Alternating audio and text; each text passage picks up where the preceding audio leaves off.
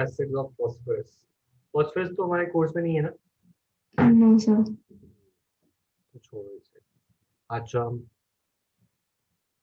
उसके बाद अगर यहाँ पे dibasic oxo acid of sulphur आता तो क्या आंसर, कोई आंसर होता?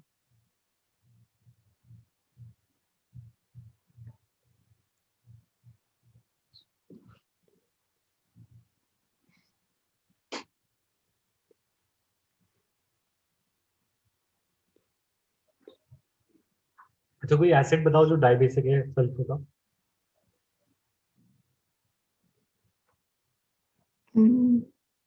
डाई बेसिक का मतलब होता है 2H+ देने वाला। Yes sir. H2SO4 नहीं है? उसमें सेकेंड वाला एच। अच्छा। मतलब दे तो सकता है ना, वो देता मुश्किल से है पर देता तो है ना, सल्फेट बनाता है। यस। तो H2SO4 जो है 2H+ दे सकता है। इसका स्ट्रक्चर तुमने लर्न किए सल्फ्यूरिक एसिड एटसेट्रा के, या अभी किए नहीं है? यहाँ पे स्ट्रक्चर बोला गया है, किए तो थे बट तो लर्न कर लोगे या मैं बनाना सिखाऊं? सर सिखा दो। चलो, अच्छा देखो, एक देखो,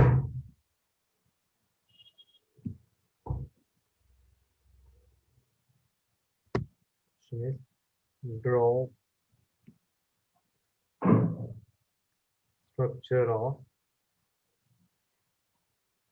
फॉर एग्जाम्पल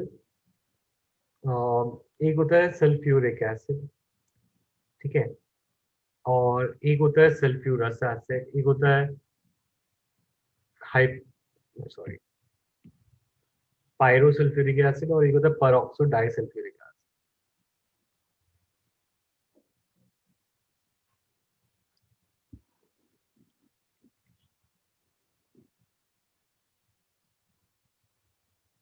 अब ये सब हम याद कैसे रखेंगे कि इनके फॉर्मूला क्या है और इनका स्ट्रक्चर क्या है? इनका एक मेथड है, ऐसा नहीं है कि केमिस्ट्री में हर चीज रटनी होती है, तुम समझ के भी कर सकते हो।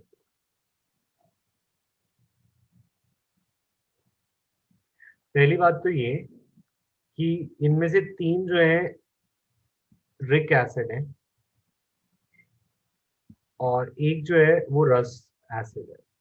तो रिक और रस में डिफरेंस ये है, तुम्हारे दिमाग में ये पिक्चर बननी चाहिए कि जो रिक है वो बड़ा बड़ा है, और रस जो है वो छोटा है, ऑलवेज। ये तुम्हें नाइट्रोजन में भी काम आएगा, फॉस्फोरस में भी काम आएगा, हर जगह काम आता है।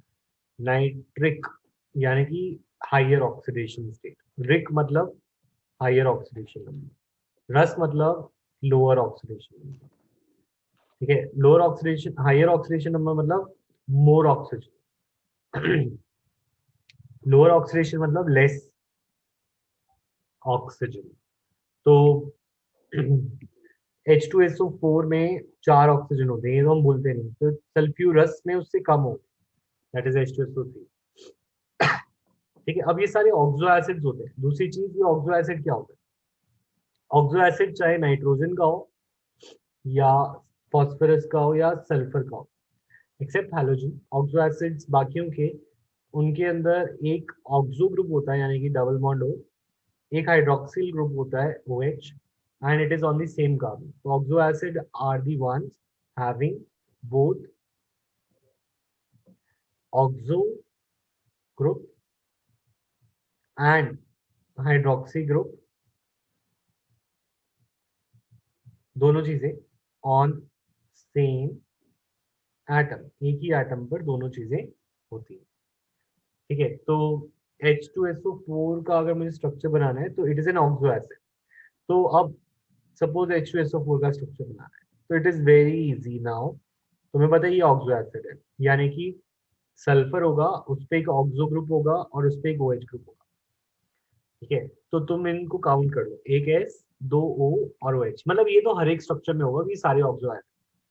तो तुम इसको काउंट कर लो, ये हो गए, एक S यूज कर लिया हमने, हमने 2 O यूज कर लिया और एक H यूज कर लिया, इसको माइनस करो, इसको माइनस कर दो, माइनस करने के बाद बचा क्या हमारे पास, बचा एक H और दो O। जितने O बचे उतने तो OH बॉन्ड बना दो, एक OH बॉन्ड बन गया, एक H बच गया। तो अच्छा एक सेकेंड, एक H और दो O बच गए, ठीक है। तो तुम्हारे पास एक H और दो O, H और O2 बच गया। तो जितने भी O हैं, सॉरी, उतने H बना दो, OH बॉन्ड बना दो। जितने H है, O और H है, उतने OH बॉन्ड बना दो, एक O अलग रह गया। तो दैट मीन्स एक OH बॉन्ड हो गया और एक डबल बॉन्ड हो गया। तो ये हमारा स्ट्रक्चर हो गया टेट्राहेड्रल शेप में। ये H2SO4 का स्ट्रक्चर हो गया। मैं एक बार दोबारा बताता हूँ with the help of H2SO3। H2SO3 में फिर ऑक्सो एसिड है तो सल्फर तो होगा ही, OH भी होगा ही, ठीक है। तो इसको माइनस कर दो क्योंकि ऑक्सो एसिड के ये तो रिक्वायरमेंट है। तो HSO2 माइनस कर दो, तुम्हारे पास बचा O और H, एक O और एक H। दैट मीन्स यहाँ पे एक OH बॉन्ड होगा। एक OH बॉन्ड होने की वजह से सल्फर फिर भी टेट्राहेड्रल ज्योमेट्री में ही रहता है, तो उसके पास एक लोन पेयर होता है। तो सल्फर हैज लोन पेयर, और ये हमारा स्ट्रक्चर हो गया H2SO3 का। तो ये दो स्ट्रक्चर समझ आए कैसे बनाए मैंने, ये सॉरी, yes sir. ठीक है। अब अगर मैं तुम्हें दूं इसी बेसिस पे, इतनी सी बेसिस पे अगर मैं तुम्हें बोलूं draw the structure of nitrous acid. अच्छा पहले मुझे एक बात बताओ, नाइट्रस HNO3 होगा या HNO2 होगा?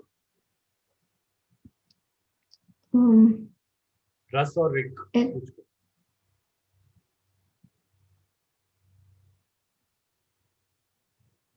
HNO2. हाँ, तो नाइट्रस इज HNO2 क्योंकि उसमें लेस हाइड्रोजन होने चाहिए। तो HNO2 का स्ट्रक्चर बनाते हैं। तो इसमें एक ऑक्सो बॉन्ड होगा और एक OH तो होगा ही। तो यही करते हैं, एक N, एक O, दो O और एक H को हटा दो। तो ये हट गया हमारा HNO, इनफैक्ट सब कुछ ही हो गया। अब ये देख लो कि नाइट्रोजन के पास एक्चुअल में 5 होते हैं, तो इसके पास एक लोन पेयर भी होगा,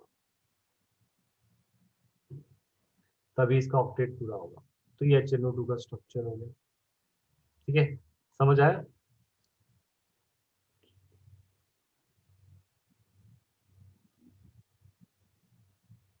सर तो इसमें हाँ, देखो सारा कुछ ही यूज हो चुका था, तो जीरो बचा था, कुछ बचा ही नहीं था। ऑक्सो एसिड बनाने के लिए जो भी चाहिए होता है, एक ऑक्सो ग्रुप और एक OH चाहिए होता है ना। सर तो ऐसे हम किसी का भी बना सकते हैं। हाँ, किसी का भी बना सकते हो। अब जैसे तुम, अगर वैसे अभी तो हमारा फॉस्फोरस है नहीं कोर्स में, अगर तुम चाहो तो फॉस्फोरिक एसिड का भी बना सकते हो, फॉस्फोरस का भी बना सकते हो। बनाने को प्रैक्टिस करना है या इसे छोड़ देना है? सर बता दो। इसको तो छोड़ दो, चलो ठीक है। इसको देखते हैं अब बाकी के एसिड। देखो अब बचे पायरोसल्फ्यूरिक एसिड और परऑक्सो डाइसल्फ्यूरिक एसिड। देखो पायरो का मतलब होता है हीट, पायरो डाइसल्फ्यूरिक एसिड होता है। पायरो का मतलब होता है हीट और डाइसल्फ्यूरिक एसिड, तो सल्फ्यूरिक एसिड अगर तुम बना चुके हो तो सल्फ्यूरिक एसिड के दो स्ट्रक्चर्स को एक साथ रखो। ये एक सल्फ्यूरिक एसिड और ये एक और सल्फ्यूरिक एसिड।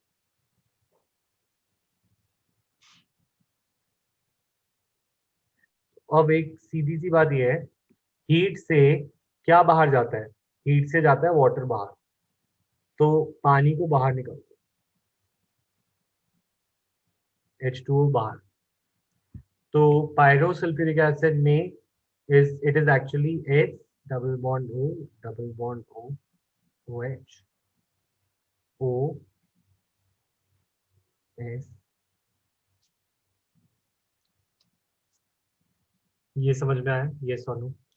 यस अच्छा, और परऑक्सो डाइसल्फ्यूरिक एसिड की बात करें तो अगेन ये भी सल्फ्यूरिक एसिड से ही बना हुआ है, तो 2 सल्फ्यूरिक एसिड बनाओ। और जो परऑक्साइड लिंकेज होती है, परऑक्साइड बॉन्ड होता है, तो परऑक्साइड लिंकेज में होता क्या है कि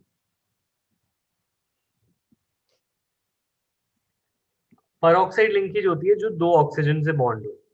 तो इस केस में ऑक्सीजन तब बॉन्ड होंगे जब हाइड्रोजन रिलीज हो जाएगा, इसमें हाइड्रोजन को रिलीज कराओ, you will get peroxo disulphuric acid.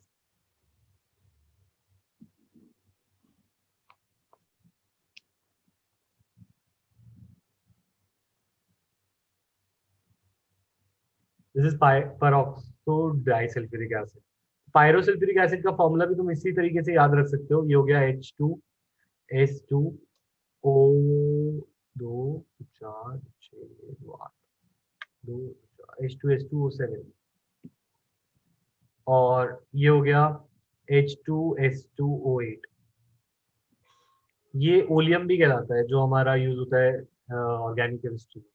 तो ओलियम इज H2S2O7 या पायरो डाइसल्फ्यूरिक एसिड। क्लियर है ये दोनों? यस